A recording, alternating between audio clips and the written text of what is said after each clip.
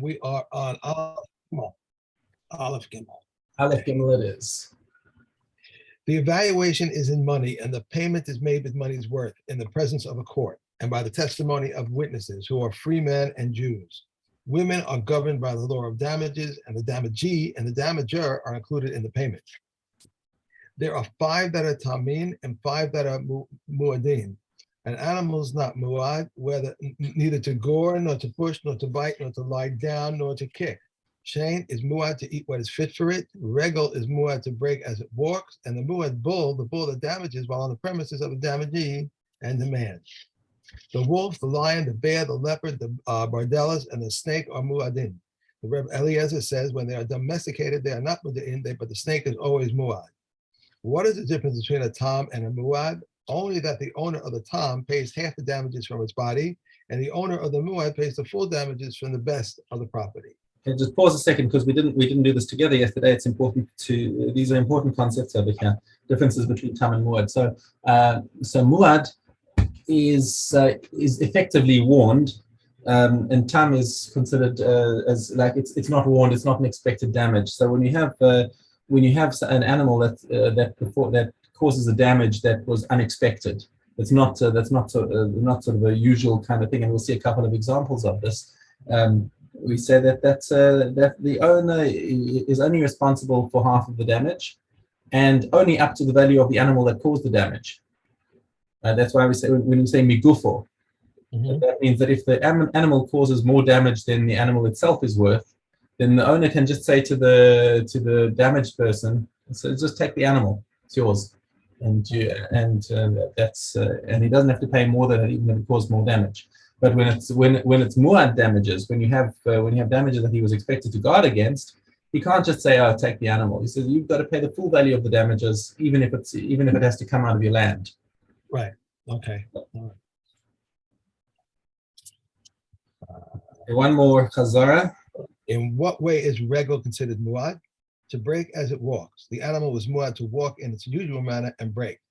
If it was kicking or pebbles were flying from under its feet and it broke vessels, it pays half the damages. If it stepped on a vessel and broke it, and it fell on a vessel and broke it, or for the first one he pays the full damages, and for the second one he pays the half damages. Fowl are considered muad to walk in their usual manner and break. If a thread was tied to its feet or it was jumping and it broke vessels, it pays half the damages.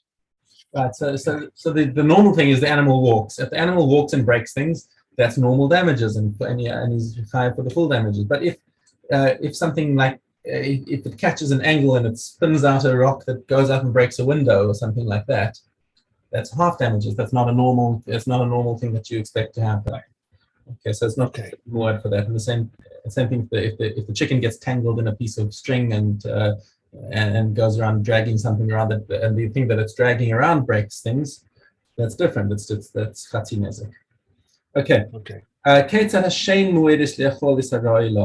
So we see that shame is a normal damage. Shame is considered shame is considered muad only in certain circumstances. Regel is always considered muad because animals always walk, but shame is different because it's not always eating. First of all, it's only fruit and vegetables that it's muad for. Okay, that in other words, edible stuff. Even things that are like slightly off, according to some commentators, is still considered muad if it's not something that would normally be food, but it is actually edible stuff. If the animal ate clothing, goats sometimes do that. Okay, or kalim, or if it ate any other kinds of vessels. That's considered an abnormal damage, and he's only obligated in chatzi nezek. But when is this so? It's only if the animal actually walks into the rishus of the person who was damaged. So if the owner of the produce left a pile of grain in the rishus harabim, and a cow walked past and ate it, well, who's he got to blame but himself for leaving food in the fodder in the rishus harabim? What did he expect was going to happen? So there, the owner is completely patur. However, it's an interesting thing that that he's only patur from the if he left food in the Rishus Harabim, but if he left his clothes in the Rishus Harabim, he was entitled to expect that an animal wouldn't eat it. So if an animal walked past his clothing that was in the Rishus Harabim and chewed it up, then he can still claim Chatzi Nezek. So here it's interesting. There's a kula and there's a chumrah over here. For edible stuff, if it's in the Rishus Nizak, it's Nezek Shalem. If it's in the Rishus Harabim, he's patur. But when it comes to clothing, it's Chatzi Nezek wherever it is. But if he knows that goats eat clothing, cows usually don't. But okay, but it's still for Inyan Halacha, it's still considered a Chatzi Nezek because it's something that can happen, but isn't it doesn't mean anything, right? Okay. Right. So that's the din that we have from the Mishna is only edible things is Nezek Shalem. Okay. Now Now what happens? Let's say a guy left his expensive food. Let's say he left human food out in the Rishus Harabim. He left out something expensive, let's say. Okay, and the cow walked past and ate his produce. Okay, so he was foolish. He shouldn't have left his stuff in the Rishus Harabim. But in nenes, the animal has nonetheless benefited by eating, and now it needs to eat that much less fodder. So mishalem mashenenes. So now the owner of the animal should pay to the nizak the benefit that he had. In other words, the value of the barley that he now doesn't have to feed the animal. So the animal went and ate wheat. Wheat is a high quality. So the animal ate wheat, but he has to, but he only has to pay for barley, and even that at the lowest rate. There's a discounted price that the Kehati explains. Mashenenes the meis or in bazol, which is less a third. It's basically a third discount on the market price for barley, which is what he now doesn't have to feed his animal. Okay. Kate said, "Mishalem mashenenes." How does he pay what he benefited? Achla mitoch harchava, mishalem mashenenes. If the food was in the middle of the street where animals are always walking, then yes, he has to pay what the animal benefited. Mitzid harchava, however, if it's on the side, mishalem mashehizika. This is the side of the Rishus Harabim where animals don't normally walk. There, he was entitled to expect that the animals that his produce wouldn't be damaged. And therefore, Mishalem Mashe Zika, he has to pay what he damaged, and that sounds like also Nezek Shalem. If it was from the outside of the shop, which is exposed to the Rishus Harabim, Mishalem Mashe Nenes. Now the owner just has to pay the benefit. But if it was inside the shop where the animal came in basically into Rishus Hanizak, then he has to pay the full damages. Okay, you got the distinctions there? Okay. Okay. Right. Mishnah Gimel. Hakelev hagadish kaftu merosh hagag v'shibros hakelim. So dogs and goats are known to be hyperactive creatures, and therefore, if they jumped from the roof and landed on kelim and broke something, that's considered nezek shalem. Mishalem nezek shalem mipnei shehen muadin. That's normal behavior, and an owner needs to make sure that their animals don't get too frisky with other people's property. Now here's an interesting case where a dog went and stole a cake from the oven. Okay, brave dog, doesn't mind the hot stuff, but we're talking about really a hypothetical case over here, where the dog went and stole some food, but there was a coal clinging to it, and the dog ran and and realized suddenly it was hot and dropped it on a haystack, and the whole haystack burned up. Okay, achal esachara v'hidlik esagadish alacharaya mishalem nezik shalem. For the roll, the owner has to pay nezik shalem because that's shame. That's an animal that went into somebody else's property and ate their food. So he pays nezik shalem for the food. But the gadish, it's not normal for an animal to set fire to somebody else's haystack. Mishalem chatzi nezik. So there he's only got half damages for the burning. Even though the grain is worth much more than the cake. Much more, absolutely. Yeah. Yeah. And possibly worth more than the dog. In which case he only has to pay up to the value of the dog. You can't shoot the dog. He can shoot the dog. That's kind of immaterial. Really want to. Okay, so what's considered tam? What's considered muad among animals? Okay, so you want to what causes an animal to transition from being tam to being muad?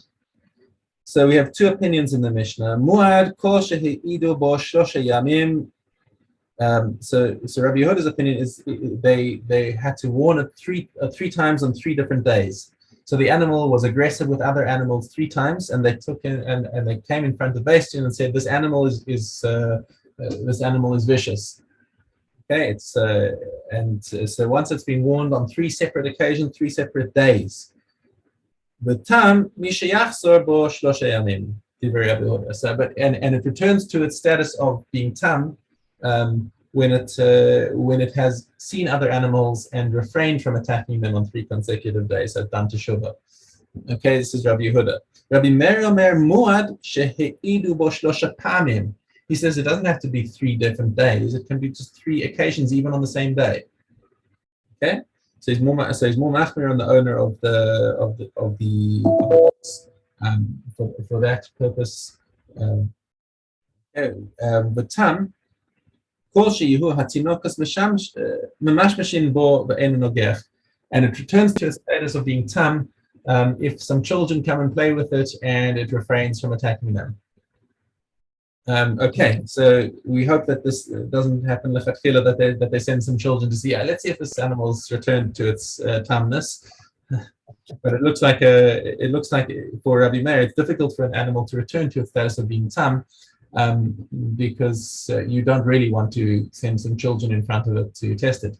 So the halacha that Kahati mentions over here is that in order to gain the status of muad, we go like Rabbi Yehuda, that it has to be 3 separate days that the animal proves itself to be vicious, and it's like Rabbi Meir in terms of returning to its status of being tam. So it is difficult for an animal once it's muad to return to being tam. Okay. It reminds me of a picture I saw. This guy was in Yellowstone Park, and he decided this bison was coming over by him, and he decided he was going to feed the bison. The bison took some food, but he also took a little bit part of the guy. I think he decided to go after him. They say big signs: do not feed the animals. Stay away. Yeah, I know. When we were in the Kruger Park a few years ago. We went on a drive through the park, and we had a guide who was in South Africa, yeah. So we had a guide who was showing us around. There's this animal, that animal, whatever, and we came across a herd of buffalo. And our guide was looking very nervous, and she said to us, "All the other animals, hyenas, lions, leopards, she's cool with. She knows how to deal with them, but buffaloes." She's always afraid of them because they take a look at, if they take a look at the Jeep and decide they don't like it, they can come and flip it over anytime. Really? They are massive and strong, and they can get aggressive. Yeah. Really are? They're big? They can knock over a Jeep? Yes. Oh yes. Wow. They are very, very big and very strong, and yeah. Even with people in it, you have 5-6 people in there to do that. Wow. Mm-hmm. I would never think it. Wow. Well, I wouldn't try to feed any of those. That's like one of those guys I saw a picture of. You just keep still and don't look aggressive, and but trying to feed the monkeys. They're trying to feed the monkeys or something like that, and the monkey just grabbed them. Like people would do that. They get cheeky. Okay, we should be in Kedushin. Test.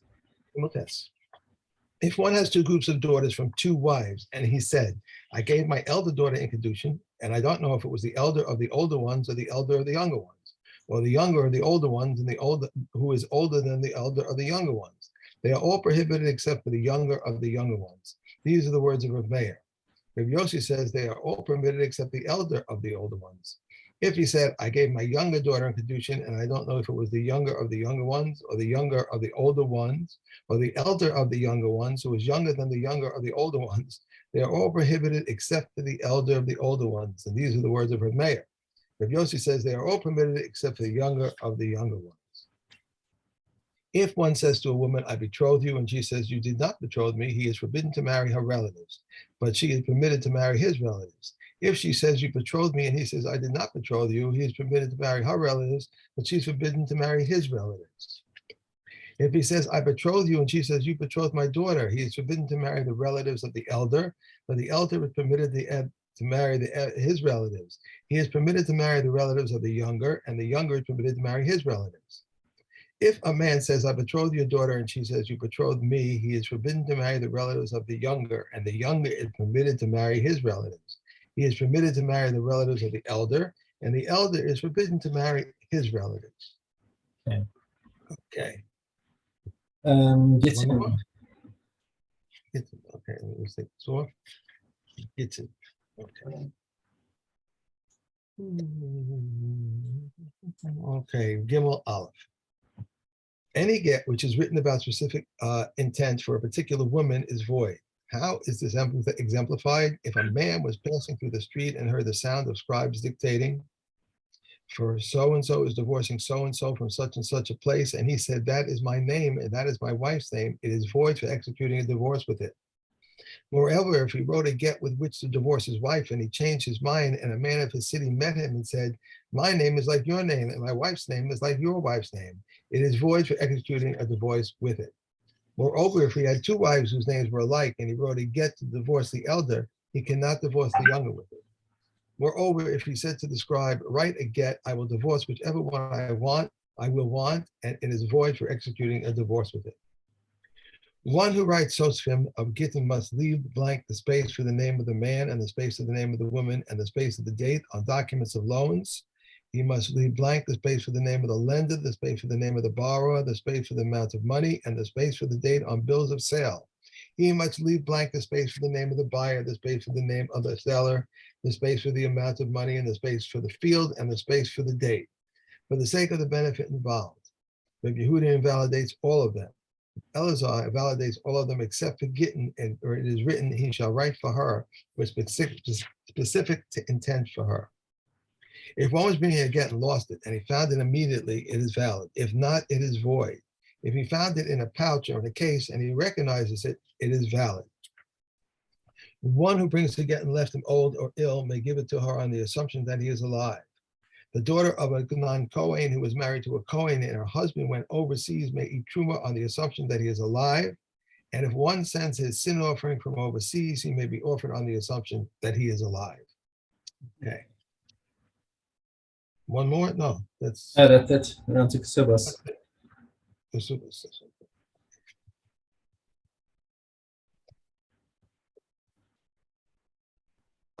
We have, hey, if old slaves or old slave women fell to her, they should be sold, land should be bought with the proceeds, and he enjoys the usur thereof.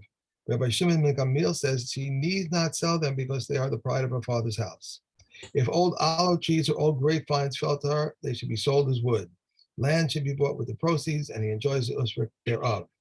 Rabbi Yehuda says she need not sell them because they are the pride of her father's house. If one spent money on his wife's property, whether he spent much and ate little or spent little and ate much, what he spent, and what he ate, he ate. If he spent and did not eat, he must swear how much he spent and take compensation. Beis Shammai says the husband's heirs, I'm sorry, that's wrong. A woman awaiting a yavam to whom property fell, Beis Shammai and Beis Hillel agree that if she sells it or gives it away, the act is valid. If she died, what is to be done with her ketubah and what the property comes in and goes out with her? That's wrong. If she died, what is to be done with the ketubah and with the property that comes in and goes out with her? But Shammai said the husband heirs divided with the father's heirs, but Beis Hillel said the property remains in their possession and the ketubah is in the possession of the husband's heirs, and the property that comes in and goes out with her is in the possession of her father's heirs. If his brother left money, that money, land should be brought with it, and he enjoys the usfrut thereof.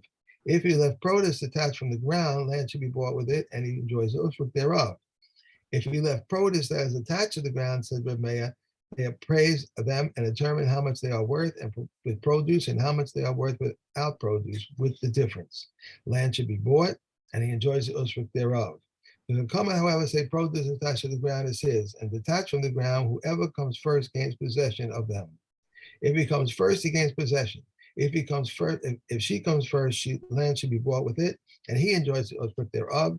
And if he married her, she is considered his wife in all respects, except that her ketubah is a lien on her first husband's property.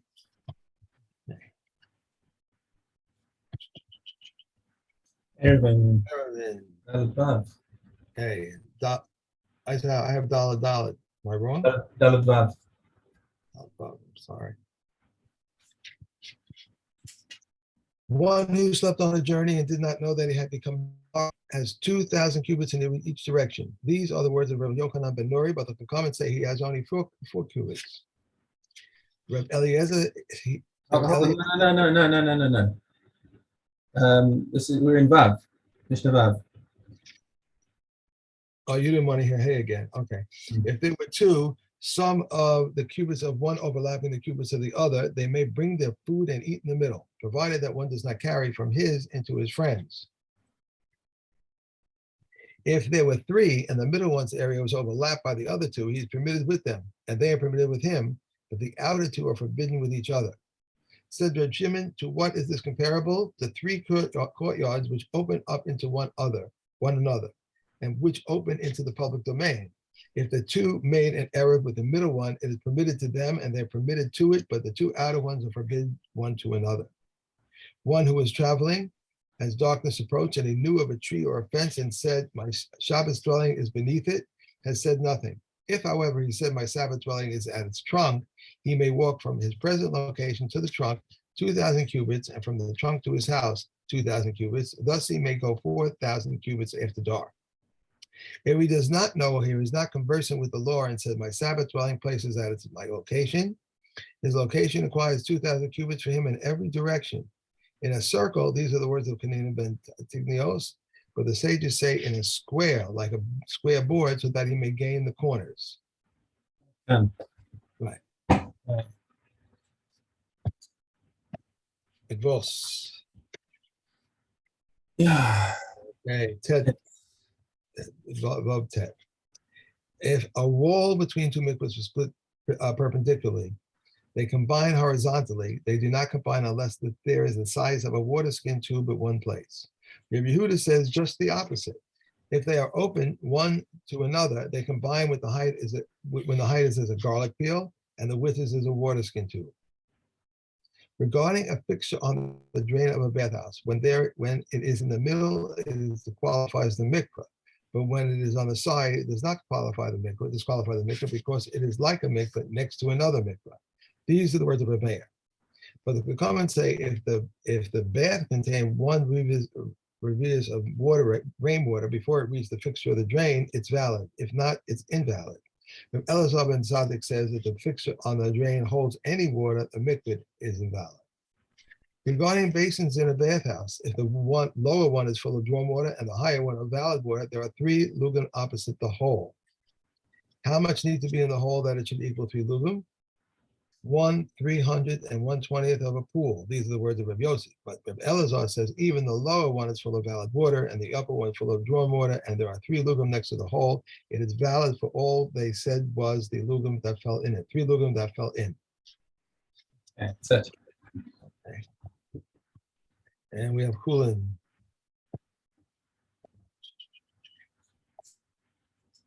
Okay.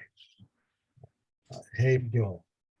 If one slaughters an animal and it is found to be a treifa, if one slaughters of idolatry, or if one slaughters a cow used for purification, or a bull sentenced to stoning, or a heifer that has to be decapitated, Reb Shimon exempts him, but the sages declare him liable. If one slaughters an animal and became a nevela through his hand, or if he pierces the nostrils or tears out the throat organs, he is exempt from the law of it and its offspring. If 2 persons brought a cow and its offspring, whoever bought first may slaughter it first. But if the second one preceded him, he has gained the advantage. If one slaughtered a cow and afterwards its 2 offspring, he incurs 80 lashes. If he slaughtered its 2 offspring and afterwards he slaughtered it, it incurs 40 lashes. If he slaughtered it and its daughter and its daughter's daughter, he incurs 80 lashes. If he slaughtered it and its daughter's daughter and afterwards he slaughtered its daughter, he incurs 40 lashes. Sumcha says in the name of Rebbeah, he incurs 80 lashes. On 4 occasions during the year, one who sells an animal to his fellow must inform him, I sold its mother for slaughtering, or I sold its daughter for slaughtering. These are the following. They are the following. On the eve of the last day of the Sukkot festival, on the eve of the first festival of Pesach, the eve of Shavuos, and the eve of Rosh Hashanah. And according Hey, yay! We get a Mishnah that's quoting today. and the eve of Shavuos and the eve of Rosh Hashanah. And according to Reb Yossi Hagili, also the eve of Yom Kippur and Yom Galil, said Reb Yehuda, when he has no time. But if he has time, he need not inform him. But Reb Yehuda agrees that if he sells the mother to the bridegroom and the daughter to the bride, that he must inform, and it is known definitely that both will slaughter on the same day. On 4 occasions, we have compelled the butcher to slaughter an animal against his will, even if the bull is worth 1,000 dinars, and the purchaser has only 1 dinar's worth, we compel him to slaughter. Therefore, if he dies for the purchaser, but the rest of the year is not so. Therefore, if he dies for the seller. Okay, one more? I think so. Okay. One day that is mentioned in connection with it and its offspring means that the day follows the night. This is what Shimon ben Zoma expounded. One day is mentioned on the account of the creation, and one day is mentioned in connection with it and its offspring. Just as in the one day mentioned on the account of the creation, the day follows the night, so too one day mentioned the connection with it and its offspring, the day follows the night. Okay. Very good. And we is done. I was so confused this morning. My head